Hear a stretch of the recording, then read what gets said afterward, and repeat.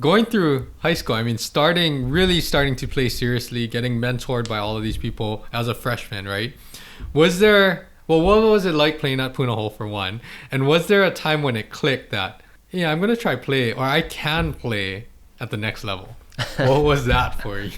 Well, I think a lot of it with me is always being undersized and unlooked. I didn't get a lot of attention. I wasn't very heavily recruited. I mean, my journey had lots of ups and downs.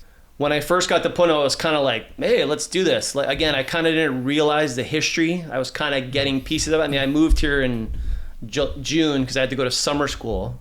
And then school in the season, which was in the fall, started in basically the end of August.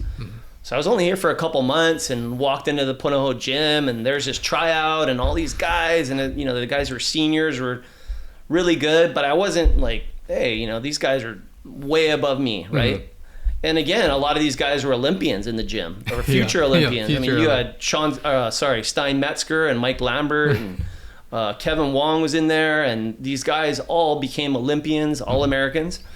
And I kind of competed with them. Obviously, freshman year, I was just on JV, barely made it. But I kind of always had this chip on my shoulder. People kind of think I come off as a little arrogant and cocky. Fancy that. But that was just me always wanting to battle. You know, these guys were getting all this attention. They're going off to these colleges, and you know, I just felt I could compete, and it just made me hungry. And I think to this day, I still have that chip on my shoulder. It just, you know, opened so many doors, and here I am. So the journey's been great, but definitely some ups and downs, being cut from teams, not making teams that I really wanted to be on, but it's just all for the better. The one team that I really wanted to be on my sophomore year, the varsity Punahou team, was probably one of the best teams ever. Okay. I mean, they had All-Americans and Olympians on it, and I got cut, and a lot of some of my classmates made it. And in the end, Peter Balding was the coach. So it's funny because I surf with Peter, and to this day, I always bring it up. Why'd you cut me, man? You shouldn't have cut me.